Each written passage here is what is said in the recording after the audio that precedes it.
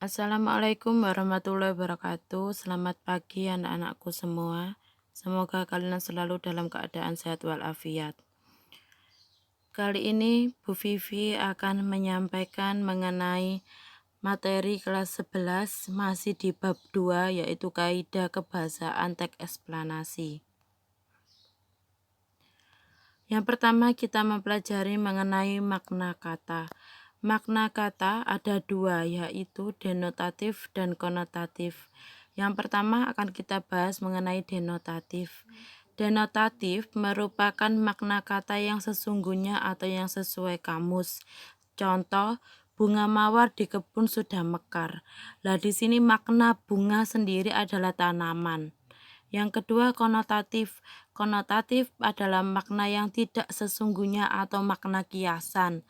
Contoh, Maimunah mempunyai paras cantik sehingga menjadi bunga desa. Di sini arti bunga desa adalah orang yang cantik di kampungnya atau di desanya. Ada sama-sama kata bunga tapi memiliki arti yang berbeda. Yang satu mempunyai makna arti denotatif yaitu sesungguhnya, yang satu mempunyai makna konotatif atau tidak sesungguhnya.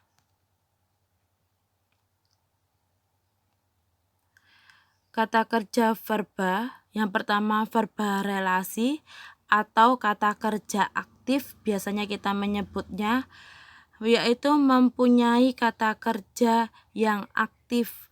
Contoh, memiliki, mempunyai. Yang kedua, verba material. Verba material yaitu suatu verba atau kata kerja berimbuhan yang mengacu pada tindakan fisik atau perbuatan yang dilakukan. Contoh di sini adalah Sani menulis cerpen. Contoh lain bisa melihat, memukul, menulis, mengendarai, menendang. Lah, itu kegiatan fisik yang dilakukan. Kata kerja pasif. Kata pekerja pasif di sini adalah kata kerja yang biasanya berimbuhan ter atau di. Contoh, Pak RT diminta pertanggungjawaban atas robohnya balai desa. Bisa juga gadis itu tercantik di desaku. Lah, memiliki imbuhan ter atau di kalau pasif itu. Yang terakhir yaitu kata kerja atau kata teknis atau peristilahan. Contoh hujan lokal. Makna teknis di sini adalah makna yang sesuai dengan makna leksikal atau makna kamus. Jadi, maknanya itu harus sesuai KBBI. Pronomina. Pronomina biasanya kita menyebutnya sebagai kata ganti. Seharusnya pronomina di sini ada 3. Pronomina orang atau perseorangan, pronomina waktu, dan pronomina 3 ya, petunjuk. Lah, di sini di teks eksplanasi pronomina hanya 2, yaitu pronomina petunjuk sama pronomina waktu. Kalau perseorangan atau orang tidak disebutkan karena di sini tidak mengacu pada orang tapi mengacu pada benda. Contoh, hujan, banjir, gerhana. Lah itu pronomina petunjuk. Pronomina petunjuk ada yang merupakan benda yang seperti Bu Vivi sebutkan, ada yang merupakan tempat. Kalau tempat di sana, di sini, di situ itu tempat. Atau bisa juga di rumah saya, di gerbang. Lah itu pronomina petunjuk tempat. Jangan lupa ya, pronomina petunjuk ada 2, benda sama tempat. Yang selanjutnya pronomina waktu. Pronomina waktu, pronomina atau kata ganti yang menunjuk pada waktu. Contoh siang, sore, malam, dahulu, zaman dahulu itu merupakan pronomina waktu.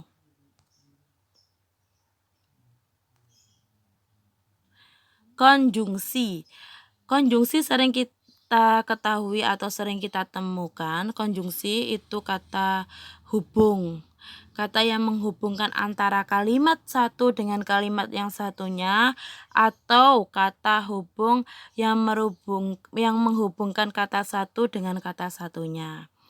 Yang pertama, konjungsi kausalitas. Konjungsi kausalitas secara umumnya kita menyebutkan adalah konjungsi atau kata hubung sebab akibat. Di situ ada sebab, karena, oleh sebab itu, oleh karena itu, sehingga. Jadi kata hubung yang digunakan adalah yang saya sebutkan tadi, konjungsi kronologis. Kronologis itu konjungsi yang berurutan kejadiannya. Ada kemudian, lalu, setelah itu, pada akhirnya. Konjungsi pilihan itu memilih atau.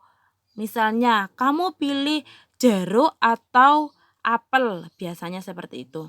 Konjungsi penambahan dan.